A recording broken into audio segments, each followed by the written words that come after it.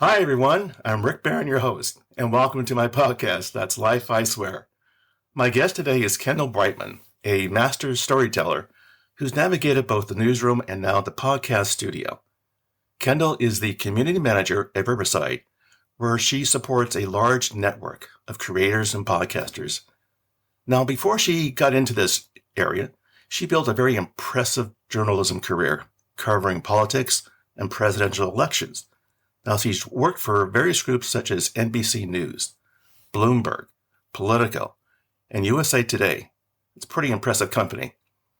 Now, we're going to talk about how being that ace reporter shaped her career journey and how her journalistic eye helps podcasters grow, engage, and tell stories that truly resonate. Now, you're going to want to stick around because towards the end of this conversation, she's going to share a podcast tip for you podcasters. And let me give you a hint. It involves a green apple. So please join me as I have my conversation with Kendall Breitman. Kendall, welcome to the show.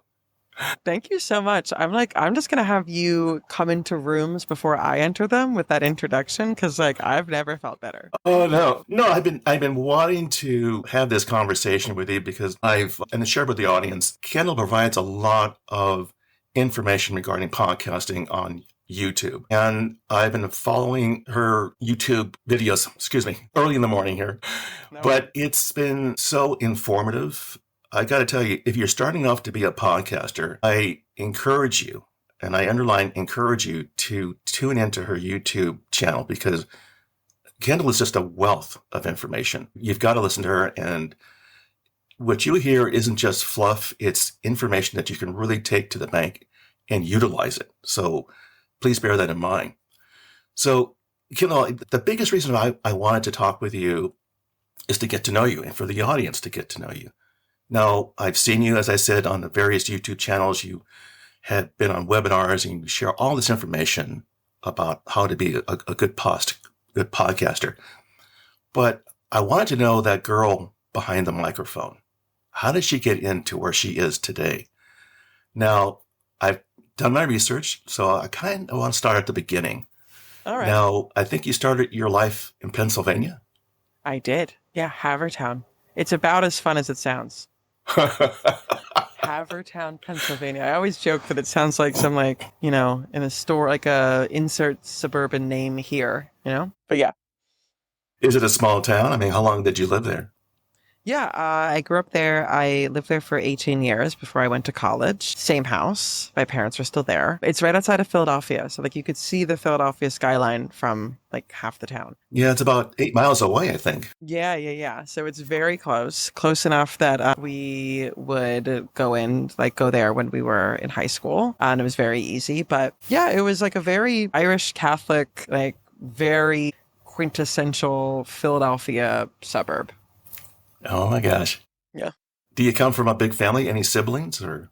I have two brothers, so not a huge family. They're both older than I am. And so I do think that I give very youngest sister type of energy, if you really know me. And yeah, so both of them still live in Pennsylvania. So do my parents. But I was very much wanted to get out of there. And it's nothing against Havertown. We love, I wouldn't go so far as to say love, but we liked Havertown. It just, I always wanted to go and do something different and pave a different path and try something new. And Havertown's very much a town where you grow up there and you start a family there, generations of people would live there or around. And both of my parents are from families that very much aren't like that. Their siblings were all over the country. And so I kind of just wanted to, kind of took after them of just the idea of moving away, starting your own life, doing something cool that you're excited about and driven by. Wow, that's pretty amazing. Now, starting from when you went to high school, what was high school like there? Was that a private school? Because I was looking at it on the website. No. I thought it was. No, so there's the private boys' school, the Haverford Boys' School, and that's this very swanky boys' school. It's private. No, I actually went to Haverford High School, which is, so it's very funny. There's Havertown, and then next door to it is Haverford, and Haverford is much more posh and nice. And Havertown is just Excuse me. very, yeah. And so it's very funny because then Haverford High School is in Havertown. It was very confusing. And like, to give you an idea of just like how it almost feels like it's like one of those towns out of a movie, like our mascot at school were the Haverford Fords. So like our mascot was a car. It was like the Model T Ford. It's very like, we weren't even like the Tigers or the Lions or something. Like we were literally a car. So high school was a little bit weird for me, to be completely honest. I didn't really feel like I fit in with the town, and I was constantly kind of felt this awkward thing where I also agreed that I didn't fit in, but then was desperately trying to fit in with the town. And so, I mean, even in like terms of like all of my class pictures, I'm not even that tall. I'm like 5'8", so it's not like I'm that short, but like all of my school pictures, I'm like a head or two above everyone. It's just, I stuck out like physically, but also mentally. It was just like, I was ready to get out for sure when I was leaving Havertown. So just a different vibe than I ever was. You said something about, I didn't quite feel like I'd fit in. Can you elaborate on that? Like, I don't know. I think that my parents both came from out of town. There's a whole culture there of like everyone living around the corner from their cousins and aunts and uncles and grandparents. And like, we were also the only Jewish people in town. And that didn't play like a huge role in my life, but it was definitely like made me different. You know, I was like always the Jewish kid that you would like invite over to decorate the Christmas tree. And then after a few Christmases, I'm like, this isn't that fun. Like, putting half my body into like a very spiky tree to put lights in it is not that fun. Hot take. But so, I don't know. I also think that I was a little bit awkward, maybe. I think that I always just like wanted more. And at the same time, like desperately was trying to fit in. And you know those people that like when you're desperately trying to fit in, it like makes you stand out more. It makes it more apparent that you're not fitting in. I think that that's like really who I was in my teen years. It's kind of the same way for me when I was in high school. We had, the various cliques. You had those kids who were from the very wealthy families and those who were kind of, your regular John Doe families, which I was one of them. And for me, the rich kids didn't really infatuate me. I felt like, okay, good for you. But, and I'm a twin, by the way. Nice. And my twin brother loved it. He wanted to associate with them. I didn't put him down for it, but I feel like, okay, if that's what you want, that's cool. But I think high school is where, you really start to establish your roots of who you are, what you want to be. And I think you kind of called it out about, I need to get out of this town, but because I've just got this urge to explore is what I'm sensing. Yeah, I mean, I think that the interesting thing with my experience is that it was like I was in this like popular clique, but I was the person in that popular clique that was like maybe the one that got a little bit more like flack from the rest of the group, maybe was a little bit more picked on by those people, but because I so desperately wanted to be in that group, I just was like always continuing to associate myself with those groups, So like looking back on high school, I wish I had like much more confidence because I think I got that when I went to college. But now I look back and I'm like, why were you so hung up on getting these people to accept you when like, is that who you wanted to be accepted by? I don't know. Like when I look back on my high school experience, I really wish that I was more confident in myself, which is interesting because now I feel pretty confident. I don't know. I wish I had that sooner, and I wish I could like go back to my high school self and be like, girl, stop trying to fit in with these people that clearly don't really love you. Well, no, that's interesting. I mean, full transparency. I've gone to some of my high school reunions, and the people you saw in high school who you thought were going to be extremely successful were just the opposite. And the ones who thought were never going to make it, oh, Lord, they're the ones that were being successful, very happy. So, what you see in high school is sort of a glimpse of what you think you're going to be. Mm-hmm. Sometimes you don't know what life is going to throw at you. But yeah, I mean, my mom used to tell me this all the time when I was in high school, but like try telling that to a high schooler. They're like, no, this is life. That's life, I swear. Kidding. No, but it's like try telling that to a teenager and they're like, no, this is how it is. This is how it's always going to go, So yeah, If my mom's listening to this, I wish I listened to you. What kind of a student were you? Were you very I was a good studious? Yeah, I was a good student, partially because I was scared of my parents. I'm kidding, but like I was talking the other day to my mom, and we were talking about how she would be so upset with me if I brought home a B.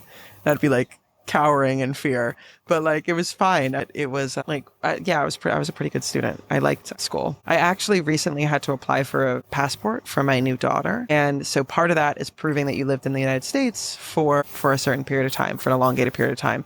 So I had to ask like for something that proved that, which could be a middle school and high school transcript. And from that, it was a really like a walk down memory lane that you see all the classes you took and all the grades you got in those classes, and you forget that you had certain classes. One of them was parental development or something, child development. And I remember that we had to actually in school, 17 years old, carry around this like fake baby doll. And when it would start crying, and you had to take it home, like so it could start crying at like 3 a.m. and you're 17 living with your parents, and it would start crying and you had to rock it and like put a key in its back to like get it to calm down. And I think that's how they taught people like not to have kids at 17. But it was a real like doll that you actually could feed with like this magnetic spoon. It was weird, but totally blacked it out of my mind until I had my own child and had to get my high school transcripts. Where's the key? And I'm like, and now it's 3 a.m. And I'm like, to my wife, I'm like, pass me the key. Where is it? It's not there. Spoiler alert, there is no key. Oh gosh. Okay, so high school, then Yeah. you transitioned to college. Why American University?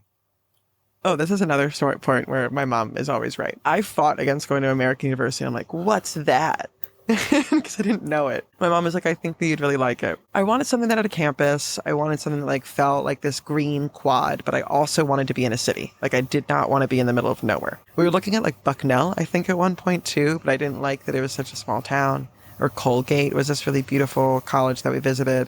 I liked that American had a campus and that it was in the city, that is in a city and really easily accessible to get to the city. So that's really why I went. I didn't even want to get into politics. It wasn't a thought on my mind, I mean. And then when you get there, it's kind of hard not to. You're like surrounded by it and people are passionate about it. So Yeah, it's kind of hard to avoid. And so I think you went into journalism and law. yes. That's a good combo. Yeah. Because at American, what their thing is that like if you take a communications major or minor, you have to have another major or minor because you need to know what to communicate about. You can't just be a communications major. You need to communicate about something, which would be your second major or minor. I went into college thinking that I wanted to be a lawyer, which that's fun. And then I ended up loving journalism. So I kept my major in law, but journalism, so it became kind of like what I came into school for, law, and then what I transitioned into, which was journalism, but it covered both bases. What did you think about it as you were diving into it?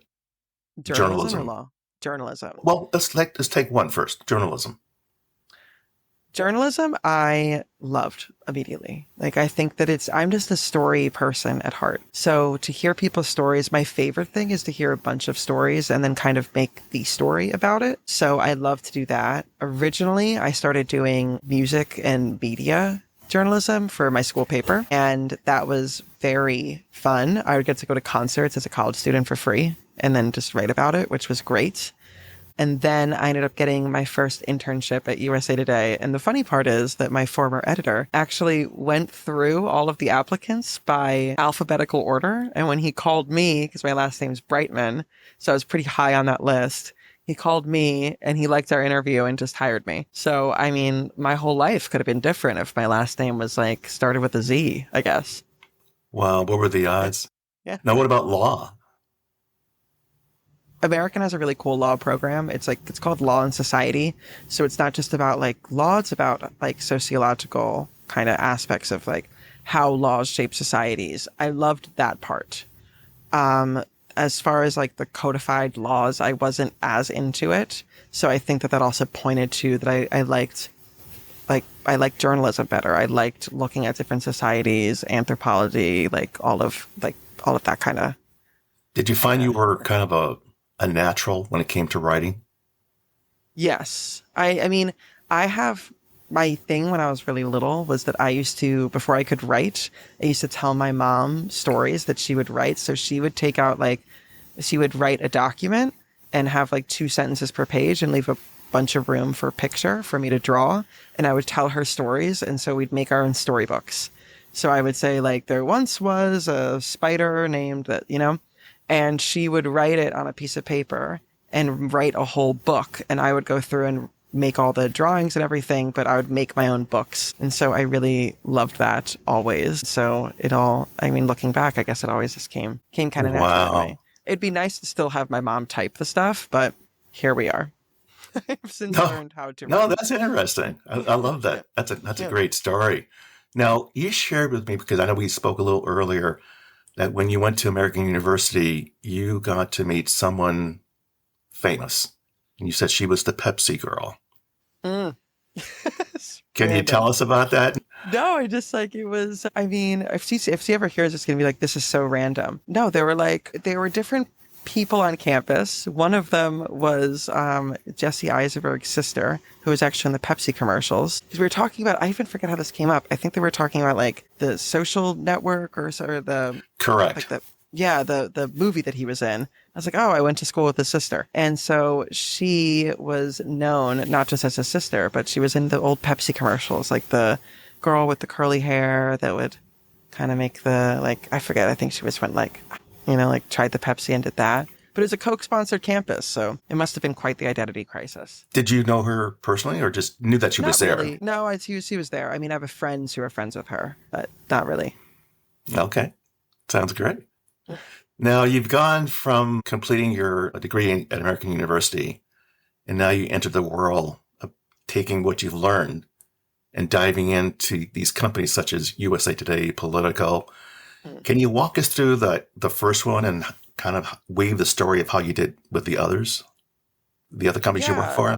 So I did my internship with USA Today and loved it. And I worked with the guy named Paul Singer. He's an incredible editor and still love him to this day. Shout out to Singer. And so everyone calls him Singer. So he connected me. He was like, I really, really want to get you a job out of college. I really want to help you. So he actually had me email friends of his in the industry. And the subject line would always say, Singer sent me. And it was his way of connecting me with really incredible journalists. And even if they weren't hiring, I went and I spoke with them, and at the end, the cool part about journalism interviews is that you're kind of showing off that you're good at what you do, So I would ask questions to them. I was interviewing them, and by doing that, showing them that I was a good journalist. So I would speak to one person, then another, and ended up speaking to somebody at Politico, and he passed me on to somebody else at Politico. They were looking for a breaking news reporter. So I ended up getting the job there. And what breaking news reporters do, as part of it, this was back when I was working there, is we'd have different shifts. And so if you worked on the morning shift, like I did, there were 3 other writers who would work the morning shifts, and we were all assigned a morning show. So I was assigned Fox and Friends. And so I would have to sit there and listen, because all of the bigger names from politics would go on Fox and Friends. And I didn't have TiVo or whatever at that time. So I couldn't pause. And so I would just sit there and watch Fox and Friends with my phone under the TV recording the whole time. And if let's say Marco Rubio came on, I would have to type super fast every single thing that he said and pick out the story. And if there was a story, and publish it within 10 minutes. And then we'd all, and another one would be watching Morning Joe. Another one would be watching CNN This Morning, I think it was. And then we'd all scatter our times where we go into the office. So I would stay at home while the CNN person would go to the office. And then I was in charge of Fox and CNN and flipping back between the two of them. And if a quote happened, I'd have to take my phone and rewind the audio. It was crazy. It was so fast that we'd get, for example, Obama had a speech and he said, Republicans, stop hating all the time. And I remember I got an email from my editor, all caps, stop hating all the time, 5 minutes. And it meant in 5 minutes, I needed a story up on Politico that was about Obama saying that. So it was very, very quick and a lot of fun and really cool. Did you love that adrenaline of the speed? Yes. I loved it. I loved that. I also just loved that, something about quick journalism. I mean, you'd go back and put more to the story rather than just stop hating all the time, 5 minutes. But once it's out, it's out. That's something that I sometimes miss when it comes to marketing writing. It's you can spend 2 months on a landing page. For journalism, it's the story's now, put it out. And the story could be a week, the story could be a month, but the story's now and then it's out. So, yeah. So you didn't encounter any difficulties at first, like, gosh, this is too much of a rush for me. It's too fast. Having to type a bazillion words in a minute. Did it ever overwhelm you, or? That would come later. That's like, at this time, I was like, it was fresh. It was exciting. I loved it. So I was like really driven. And like, I just got a job at Politico right out of college. Like I was so driven on that. So no, I don't, maybe hindsight's 2020, maybe like I'm looking back at it with rose colored glasses, but I liked the rush of that for sure. So what was the next one after Politico? Where did you go from there? So then from there, I got a job at Bloomberg.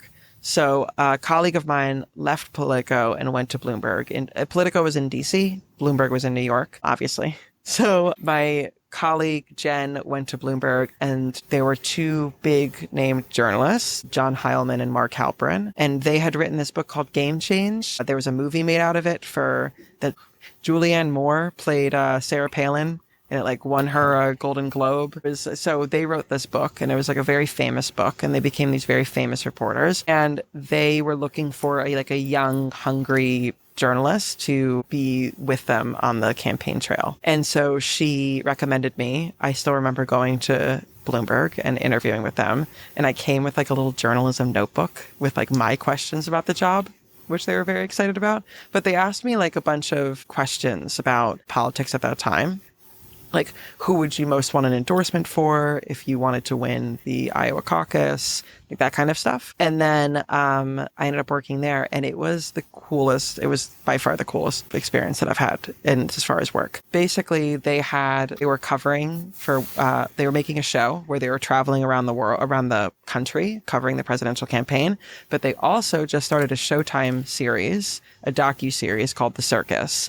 And that was behind the scenes of the campaigns. So I would get to be on the campaign trail, like living out of a suitcase for all of 2016 election. And then beyond that, like we'd leave campaign events and get to go like on Bernie Sanders's bus. So it was like really behind the scenes, like very cool experience. And I was 24 at that time. So it was like, I think it was 24, whatever. It was such a crazy cool experience, like once in a lifetime type of thing, to just get to like go backstage at Trump rallies, going backstage at Clinton rallies, like all of them, and just seeing history play out in this very insane way was just very cool. So you mentioned about getting on the bus and seeing Sanders, Trump rallies, Clinton rallies, or Obama, excuse me. As you were walking around in those environments, what struck you the most about the world of politics? What hit you right away? I think how much of it's the wrong word to use. It's like almost like a sport. The way that we were covering it almost felt like sport. The way that people, like it's all psychological. For example, when you go to these rallies, you watch the person say the same speech over and over again, but lines will change. The thing that they're wearing will change. Like Scott Walker would be wearing a suit one day, and then he'd be in Iowa and he'd be like in a field, and he's wearing like no tie, kind of unbuttoned shirt and like rolled up sleeves. So there's like so many psychological things that come with it. So much, like I say sport because it's like, will this next play help them with this, like to win this caucus or this like midterm? It's like so strategic in like this really, really interesting way. How will voters receive this one word that they said? How are they going to pick themselves up from this flop that they just had? Like, I thought that was the most interesting, and it kind of hooked me. Like it was a story that I was following, you know? I have to imagine too, what we see on TV as these candidates are giving their polished speeches, that you are, behind the curtain, so to speak. And you say, well, that's what you see. But what I've observed as I'm watching these people work the crowds, if you will, you see someone different than what they are as they present themselves. Exactly. Can you give an example of that? Time. Yeah, you see them in real time, like once the camera goes on, like how they act, Like, I mean, I used to, as I was reporting on debates, when you're in the room watching a debate, completely different than when you watched on TV. So like, I would never write a report about a debate until I watched it again on TV. Because like what you're seeing, what the rest of the world is seeing is not what I'm seeing in the room. For example, like when you're in high definition, like are one of the candidates sweating? That's a huge thing that people can see when they're watching, and it makes them look nervous, like, but if I'm in the audience and I don't see that, I could say that the guy looks cool, calm, and collected. One like really interesting moment I remember was like Ted Cruz wasn't going to give Donald Trump the endorsement. And we know, and it was at the Republican National Convention. And we know that because we get the speeches ahead of time so that we can write faster. And so everyone's looking through the pages trying to find an endorsement. We realize there's not going to be one. And so we're like watching, Ted Cruz gets on the stage, he's talking, and then towards the very end of his speech, when it's becoming apparent to everyone else that he's not going to endorse, Donald Trump walked out into the crowd to get to his seat. And so the optics of that people don't realize when they're watching on TV is that every single person in the audience turned their backs to Ted Cruz to look at Trump. And he's waving and saying hello mid-speech. So Ted Cruz thought he was going to have this big, like, gotcha moment where, like, he doesn't endorse. And he ended up instead having this moment where he, like, actually, like, everyone turned their back to him. And there was really, like, it wasn't this glorious moment that he kind of thought it would be. And it was set up by the fact that that Trump stole that moment, knowing that he had the speech too. Like, it's those kinds of power plays that are just, like, super, super interesting. And that's so interesting to be a part of history like that.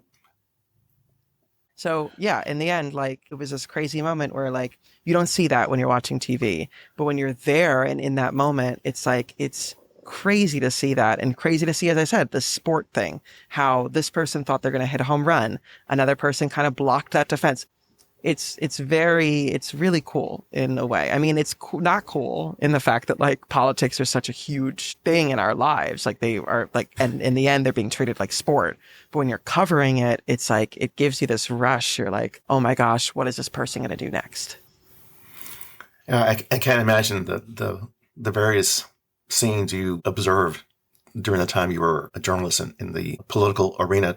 Now, maybe you said this and maybe I missed it. Did you get into the political area just by chance, or is that what you wanted?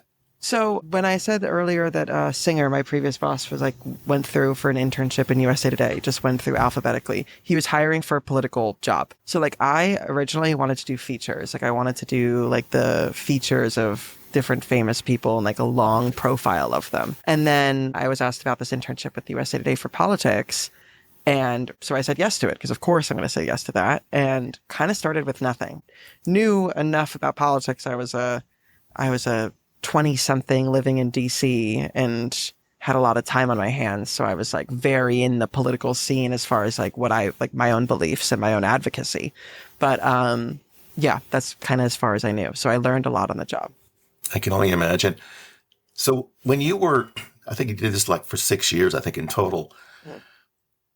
But as you were putting your journalism skills to work during those 6 years, what did you learn there that you didn't learn in the classroom about being a good journalist? I think that there's no way in the classroom to learn about like sourcing and creating relationship with sources and how to do that, how to like hone those relationships. I think that that's only something that you learn while you're out and actually in it. Yeah, that's where you get your hands dirty, so to speak. Exactly. Wow.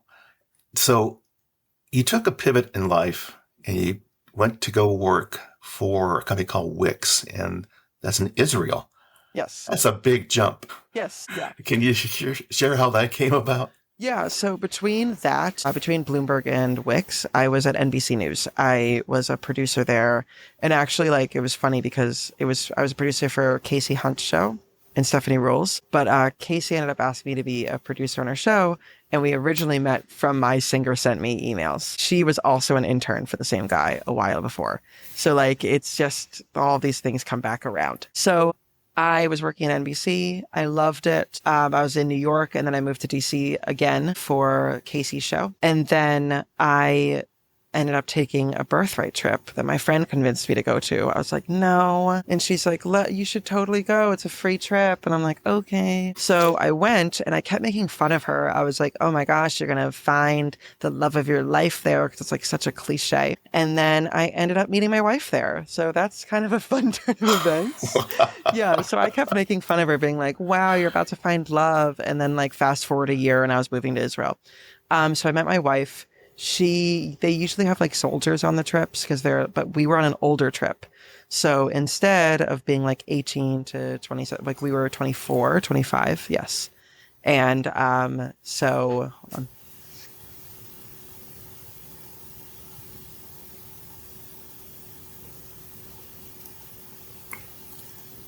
Yes. So she was a medical student. So instead of having soldiers, they had students that would be our age. And so she was a student and she is a medical student at the time. And the first day of the trip, I got a bug bite on my face while I was sleeping. And I woke up with my eye like the size of a golf ball. It was gigantic.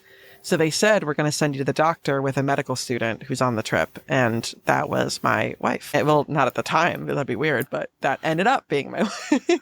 So I have this very funny video of me with like a golf ball size eye being like, is this how I find the one for me? I look so good. Like, everyone send me all your single friends, as like a joke. And we ended up playing that video at our wedding. Because it was just pretty funny. Because the next video was like, the next video was like, hey, this is Donna. She's my new friend on this trip. And like, that's how we met. Yeah. Yeah. Do you keep a journal of these occurrences? I mean, this could be a book, Kendall. Yeah, thank you. I should tell my mom. She'll type it out and then I'll draw the pictures. So no, I did like a video vlog of that trip, and it was like mostly a joke. Like, I did the whole thing as like this cliche joke about like, we're going to find our wives. And, cause it's like the cliche of birthright, I guess. And so I did this whole thing, and it's actually how I ended up meeting my wife. So it's just ironic. And I have like multiple videos being like, I feel great. I look great. I'm on my way to find my mate. Like, it was just like, it's just this weird theme that I kept with this vlog of me with this giant eye. And then, the videos were all played at the wedding. Yeah. So before we jump a little bit further, do you miss the time period when you were a journalist in the political field? I mean, yeah, it has to be a rush. I mean, what you experienced there, what you probably, in so many ways have taken what you've learned there and pulled it into where you are today. Yeah, definitely. So first of all, so I met my wife. I was still at NBC, but I don't know if it was that I was getting burnout from journalism, because it is a really demanding job, or if I was just my heart was somewhere else at that point, that I just would come visit Tel Aviv. She would come to DC. We met in London and Rome. We were just meeting whenever we could. And so I think it was the perfect storm of both of those things. I was starting to get a little bit disenfranchised with my job, but also starting to be what if I did just try this crazy thing, So I think that I miss it a lot. I think that it was such a cool time in my life, but I think that towards the end, I sometimes look back at it a little bit rosier than it was, because I think towards the end,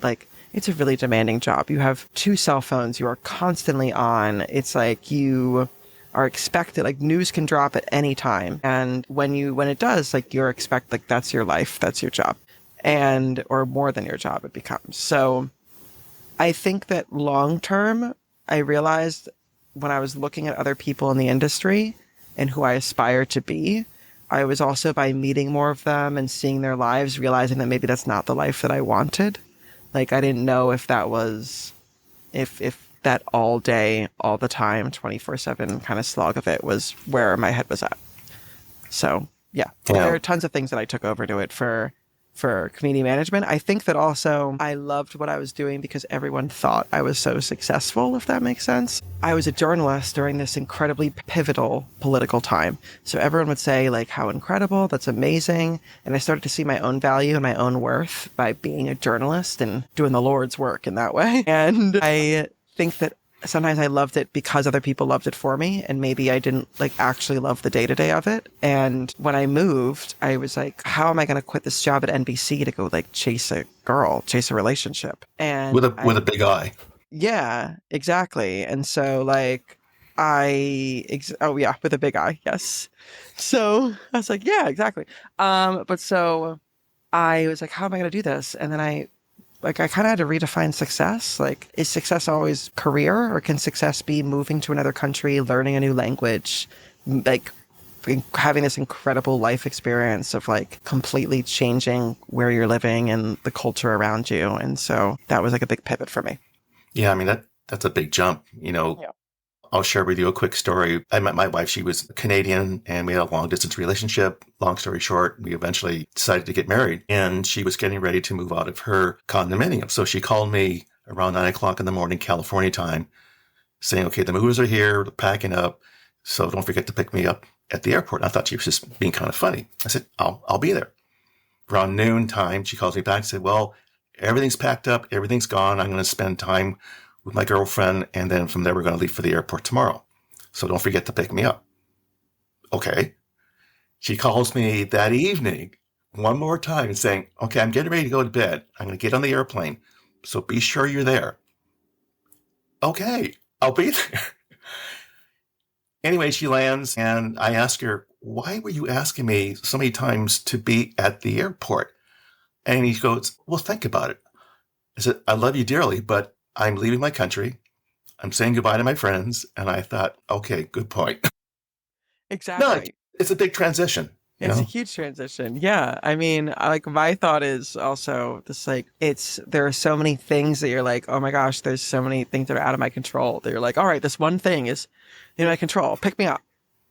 I actually, when I flew in, when I landed, it was like there was like for some reason, I don't even know why, but there were like a bunch of like school age, like they're like young girls that were at the arrivals gate. I don't know if like their teacher was landing, like something very cute. And Donna, my now wife, had them chant my name when I came through the doors. Like, so when I walked through the doors, she went, yes, it's her. And they went, Kendall, Kendall. And I was like, what in the world? It was and she thought it was going to be hilarious. But for me, I was just so overwhelmed. I like hadn't slept. I was like, what's happening? I was... Yes, this is how they greet you when you arrive in Israel. Exactly. So it was quite the entrance. So your resume just screams powerhouse journalist. And you then made a move to go to Riverside. Mm-hmm. What told you, yep, this is going to be my next chapter? So I was doing writing at Wix. I was like, oh, I'm a journalist. So, well, there was a step between that. I was a journalist. I came to Israel. And then I was like, oh, there are so many changes happening that I should just take like a very easy job.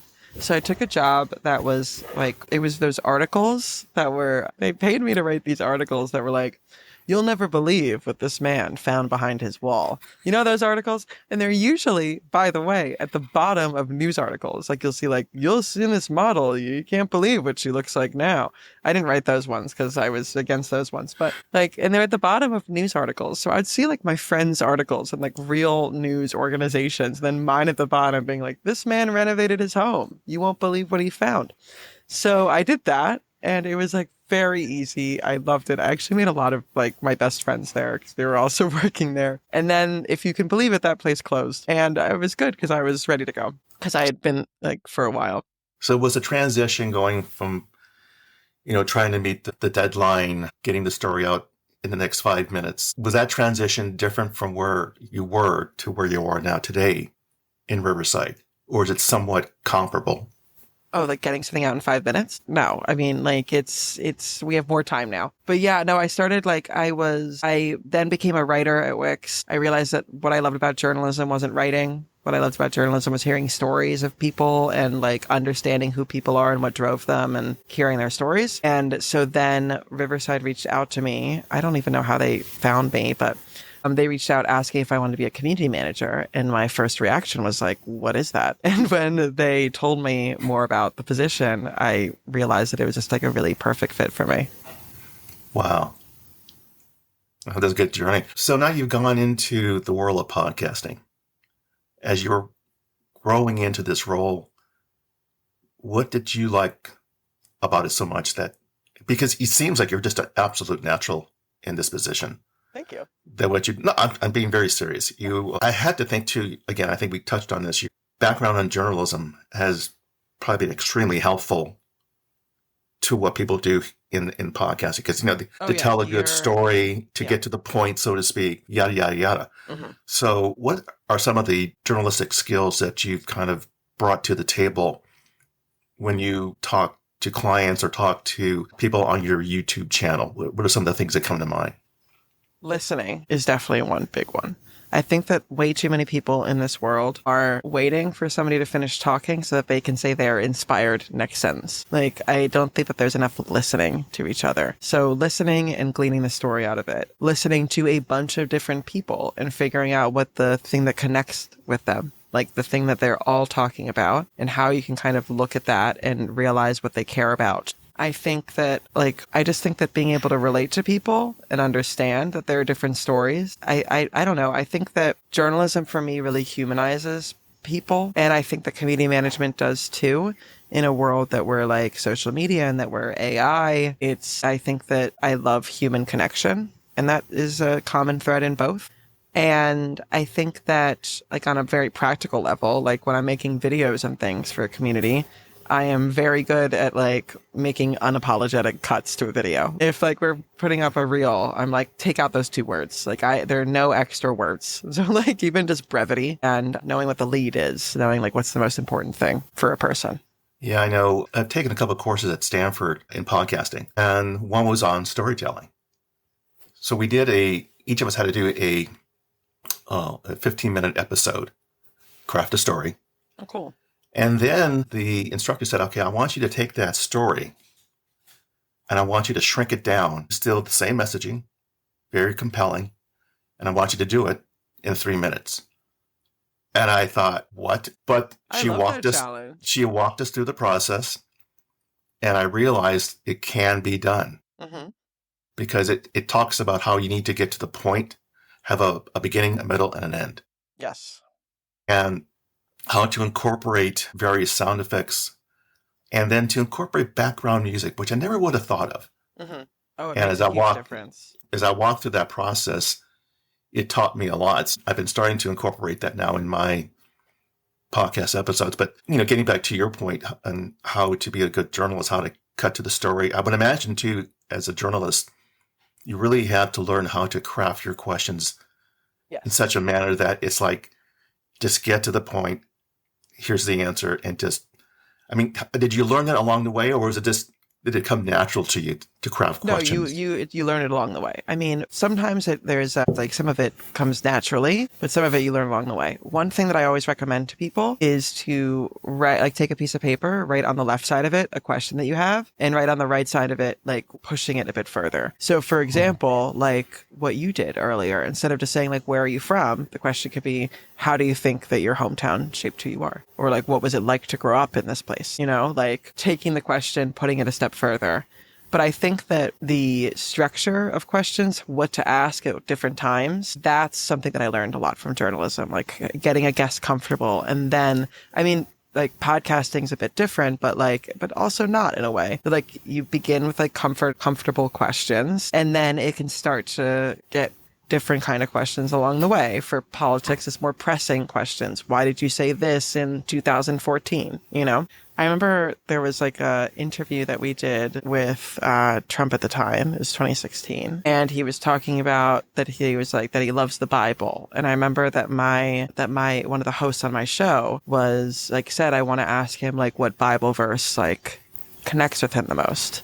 Because everyone was asking these questions over and over again about his policies and this and that, but let's try to get to the question. And his answer was I love them all, which also said a lot about because then it became a big story because people were he couldn't name one or whatever. Say what you will about that answer, but it was it taught me to a question and come at it from a different way. You know, like what's your fate? Like asking people who are in the line for a political rally, what's your favorite policy that this person has, rather than like, what do you think about this one policy? What's something that connects with you? You know, like there are different ways to craft different questions to get different kinds of answers, and that the audience can then have their own takeaways from, is what I mean.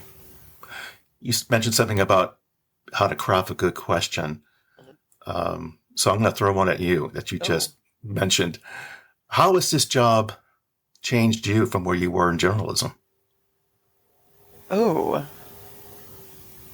I think that I feel very empowered in this job. I would say off the top of my mind. Like, I think when I was in journalism, I was always working with a team and working for other journalists too. Like, I was a producer on Casey Hunt's show. I was producing and being a reporter with these two bigger name journalists. I think for me, this is like, I feel really proud of the fact that like, I mean, I use my own Facebook, my own LinkedIn, and all of that to do community. So I'm representing Riverside, but I feel really proud of the fact that like, I am representing Riverside, you know, that I feel like I get to put myself forward. I get to be on podcasts, you know, like, so I think that I'm stepping into my own confidence that like, I don't have to be doing the research and things for another reporter. It could like, I can be that person. I also think, too, that what you just said, well said, is that you're also the brand of Riverside. You're representing who they are. I'll let the CEO know. Yeah. Clip that and send it on over. I want to raise now. Yeah. So in the time that you were in that small town in Pennsylvania to where you are today,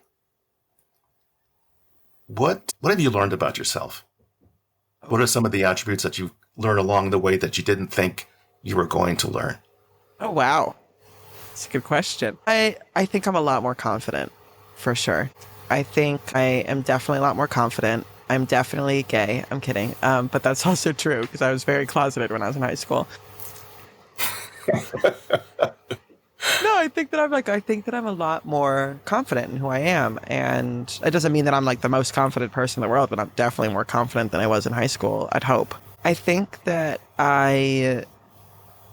moving to another country makes you see yourself in the way that you grew up very differently. I think that having a kid also makes you do that too. But I think that that's the biggest change that I would say, is that I'm much more confident in myself. I feel much more like I've experienced more of the world and like see where I fit into that. And looking back at it, I'm like very proud of myself. So this is a nice little exercise.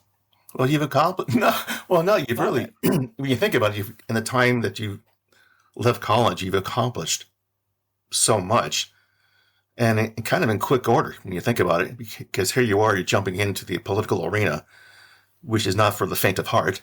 Yeah. You know, and you got to be quick on your feet. Yeah. So let me ask. Go ahead. I was just going to say, I think that sometimes, and it's nice to hear like in this context, because I think that sometimes, I mean, I'm 33 years old, so. Like when we talk about my journalism and it being amazing, and then I'm doing community management and I love community management, but I'm like, wow, are my like cool times behind me and I'm only 33, you know? So sometimes I get a little bit like in my head about that. Like now I'm kind of working this more like 9 to 5-ish corporate job, but it doesn't feel like that because I'm doing community management and like it's very fun and I'm working with a lot of incredible creators. Yeah. But yeah, it's kind of cool to like reflect that what I'm doing is still fun and impactful and I really love it. That's great. Well, you know, I shared with you, I'm 75, Kendall. You're 33. You've got a lot of years ahead of you. I know, but then I'm like nervous. I'm like sitting there being like, oh my God, I did so many cool things in my 20s. And now I'm like, I mean, I did move to another country, but then I just sit there and I'm like, am I like when I talk about like this crazy career type of thing, it's always very focused on my political journalism. And I'm like, oh my gosh, that stuff, like all of those like funny little stories are all things that like I don't do anymore, you know? You know what I mean? Not that I'm like bragging on what I'm doing right now. Like I love community management and I really love working at Riverside. It's just like, it's interesting to like look back at things when you're 33 and be like, what? You know what I mean? Like it feels weird to like look back sometimes and like, I don't know where I'm going with this, but like, I feel like you know what I mean, that like I sometimes have an identity crisis of, am I still doing the cool things? You know what I mean? Especially once you become a parent and stuff, you're like, are my cool days behind me? You know what I mean? I don't know if you could. Yeah, I mean, some people can look at it that way, but I think you don't want to do that because you know that where you are now in your life, being married, a parent, I mean, there's a big journey right there that you don't know what life is going to throw at you. I mean, it could be tomorrow, it could be next year, that something's going to come your way like, okay, maybe it's time to move on from Riverside. You don't know. Yeah. But I think you don't want to have to look back and say, oh, I wish I had taken that step. You don't want to have any regrets. Exactly. And that's why I also moved, like, because that was going to be a thing. Is this, like, I could have moved to another part of the world and been like, oh my gosh, this failed miserably, and, like, went back to Havertown, Pennsylvania, tail tucked between my legs. But, like, I was like, or I could spend the rest of my life regretting the idea that I didn't try this because I was too scared. And the other day I was thinking about my, like, when I lived in Brooklyn right after college. And I was like, oh my God, I was talking with a friend. I'm like, oh my gosh, we did so many fun things. Remember this and that. And I was like, wow, I didn't take the time to like really be in that, you know, like when you're in it, you're in it. But like, I think that I didn't like appreciate that time enough while I was doing it. And I was like thinking back on that. I wish that I like journaled more. I wish that I like remembered more, like that kind of thing. And then I was realizing that I'm also in that time right now. Like, I'm going to look back when my kid is older and be like, do you remember when you just used to, like, walk around for an hour in circles in this, like, baby carrier? And, like, that's the only way that she could sleep. And then you just, like, listen to podcasts on your phone. Like, I'm still in those moments. So I need to remember that, like, that I need to, like, maybe now is when I start journaling. But it's not like days are behind me. I'm still, like, those fun days is what I mean. Are like, yeah. I'm still living those. Like, for example, right now, as I'm like as I'm in that moment, like with my baby carrier, walking for an hour and a half, like shushing, making sure that she's still napping. You know what I mean? Where's that key? Yeah, exactly. Where I'm still looking for the key. No, but I would say, and trust me when I tell you this, you know, your age and my age, when I was your age and where I am today, trust me, Kendall, it goes in the blink of an eye. Yeah. It really does. Yeah. You'll remember that thought because one day it's going to hit you. Yeah. Facebook memories are cruel. The other day it was like, oh, you studied abroad in Copenhagen. This time, like 11 years ago. And I'm like, no, I think it's 12 or 13. I'm like, I did what? 13 years ago? What? I'm only 13. What do you mean? So I have a question for you. It's kind of a funny one. You have this podcast that you like to watch. It's called The 90-Day Fiancé. Yes. No, it's what is so funny about that one? The show is called 90-Day Fiancé. The podcast is called Reality Gaze. Okay. That's my guilt. It's my guilty pleasure podcast, but I'm not guilty. Like, I fully stand in this. I kind of want to start my own like a reality show kind of podcast. I think it could be fun. But yeah. Yes. What would you like to know about Reality Gaze? I don't know. I think you'd be good for this. Seriously, that some of the anecdotes you've been sharing, seriously, you know, keep a journal, but maybe turn it into a book, if you will. I mean, keep that thought in mind. You never know. That could make a very good book that people want to pick up at the airport. Thank you. Thanks. But there it is. Yeah. Now, one more thing before we go. They'll carry it in their hands while a bunch of little girls at their rivals' gates hear their name. Kendall. All right. I told everybody at the beginning of this podcast you were going to tell us a secret about this green apple, about how it comes into play when you do podcasting. Well, the spoiler is I should have done it before I podcasted today. But apparently actors do this. But if you eat a green apple before you record, it helps with like mouth noises. So apparently if you eat a green apple before you record, it helps, it keeps your mouth from not being dry, but also helps with saliva and like helps with mouth noises. So eat a green apple. Did you eat a green apple? Well, I have it here, but I didn't touch it yet. Oh, it's just there for a prop. You're supposed Yeah, to eat it it's a prop. before. Yeah, but if you eat a green apple during editing, you're just not as hungry as you were from before that green apple. So that's also a Okay. tip. Well, Mhm. tips galore with you. Exactly. So, Kendall, it's been a joy talking to you. I really wanted to have this conversation separate from the world of podcasting. I really wanted to get to know you, and I think the audience will enjoy listening to this podcast and understand who Kendall is and all the funny parts about you. So many of them. Yeah, no, I've really enjoyed this conversation. So Thank thank you you. for having me on. And this has been a really fun. I'm used to talking a lot about podcasting. So this has been a lot of fun to just talk So about before you life. leave, Yeah. what pearls of wisdom would you like to pass on to people? It could be about anything. Oh, I don't know. Could it be about podcasting, or could it just be like about anything? Well, say Pearls what of you've learned in wisdom. your life, so to speak. Maybe something along the way of what you've picked up. Success does not have to be about your job, I would say. I think that a lot of people look at like how successful you are by like what you're doing career-wise. And you could be successful career-wise, don't get me wrong.